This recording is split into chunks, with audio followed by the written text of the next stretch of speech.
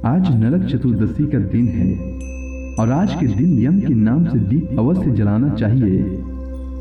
यम को दीप दान करने से सालों भर घर में अकाल मृत्यु नहीं होती है और सारा परिवार खुशहाल रहता है। तो आइए जानते हैं कि यम का दीप कब और कैसे जलाना चाहिए तथा जलाने के पश्चात किस जगह पर और किस दिशा में रखना चाहिए तथा दीप जलाने का शुभ मुहूर्त क्या है और नरक चतुर्दशी की कथा कि क्यों नरक चतुर्दशी का त्योहार मनाया जाता है। तो सबसे पहले मैं आपको बता दूं कि यम का दीप धनतेरस और नरक चतुर्दशी के दिन जलाना चाहिए। अब आप सोचते होंगे कि 2 दिन क्यों जलाना चाहिए, तो इसके पीछे का कारण यह है कि भगवान सूर्य की पत्नी छाया देवी के श्राप के कारण यम देवता का 2 स्वरूपों में पूजा किया जाता है। पहले देव स्वरूप में धर्मराज के नाम से और दूसरा प्रेत स्वरूप में यमराज के नाम से।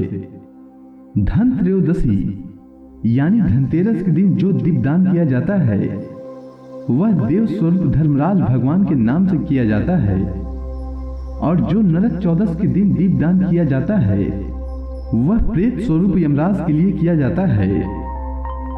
तो जो दीप आज दान किया जाएगा वह यमराज के लिए किया जाता है।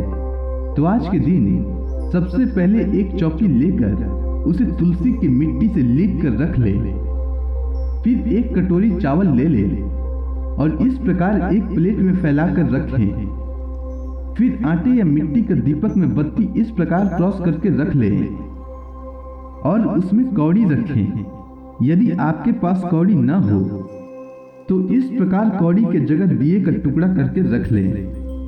फिर उसमें तिली या सरसों का तेल डालकर दीप प्रज्वलित कर लें और फूल तथा सफेद बर्फी को चढ़ाने के बाद घर में जितने भी सदस्य हैं दिए का परिक्रमा करके एक एक सिक्का चौकी पर इस प्रकार रखें।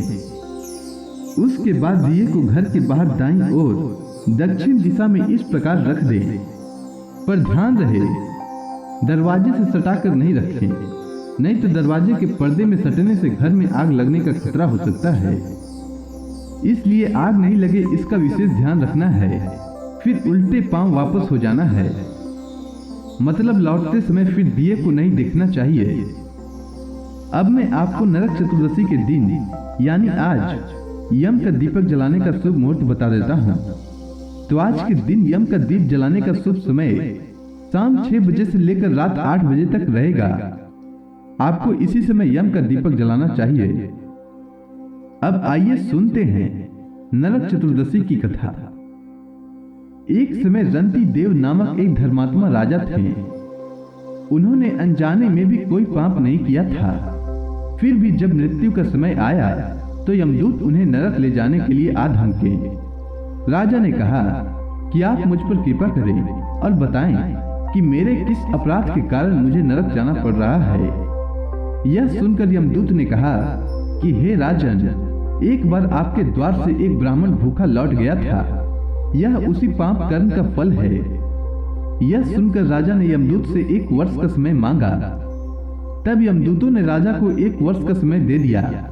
राजा अपनी चिंता लेकर ऋषियों के पास पहुंचे और उन्हें सारी कहानी सुनाकर उनसे इस पाप से मुक्ति का उपाय पूछा। तब ऋषि ने उन्हें बताया कि कार्तिक मास की कृष्ण पक्ष की चतुर्दशी का व्रत करें और ब्राह्मणों को भोजन करवाकर उनके प्रति हुए अपने अपराधों के लिए क्षमा याचना करें। राजा ने वैसा ही किया जैसा ऋषियों ने उन्हें बताया। इस प्रकार राजा पाप मुक्त हुए और उन्हें विष्णु लोक में स्थान प्राप्त हुआ। उस दिन से पाप और नरक से मुक्ति हेतु भूलोक में कार्तिक चतुर्दशी के दिन व्रत प्रचलित है। अब मैं आपको नरक चतुर्दशी की दूसरी कथा सुनाता हूँ जो महाभारत काल से जुड़ी हुई है। महाभारत काल में नरकासुर रहता था जिसे भौमासुर भी कहा जाता था। कृष्ण अपनी 8 पत्नियों के साथ सुखपूर्वक द्वारिका में रह रहे थे। एक दिन स्वर्गलोक के राजा देवराज इंद्र ने आकर उनसे प्रार्थना की, हे कृष्ण, प्राग ज्योतिषपुर के दैत्यराज भौमासुर के अत्याचार से देवगण त्राही त्राही कर रहे हैं। क्रूर भौमासुर ने वरुण का छत्र, अदिति के कुंडल और देवताओं की मणि छीन ली है और वह त्रिलोकी विजयी हो गया है। और इंद्र ने यह भी कहा कि भौमासुर ने पृथ्वी के कई राजाओं और आम जनों की अति सुंदर कन्याओं का हरण कर उन्हें अपने यहाँ बंदी गृह में डाल रखा है। कृपया आप हमें बचाइए प्रभु। इंद्र की प्रार्थना स्वीकार करके श्री कृष्ण अपनी प्रिय पत्नी सत्यभामा को साथ लेकर गरुड़ पर सवार हो प्राग ज्योतिषपुर पहुंचे। वहां पहुंचकर भगवान श्री कृष्ण ने अपनी पत्नी सत्यभामा की सहायता से सबसे पहले मूर दैत्य सहित मूर के 6 पुत्रों ताम्र, अंतरिक्ष, श्रवण, विभावसु, नवस्वान और अरुण का संहार किया। मूर दैत्य का वध हो जाने का समाचार सुन भौमासुर अपने अनेक सेनापतियों और दैत्यों की सेना को साथ लेकर युद्ध के लिए निकला।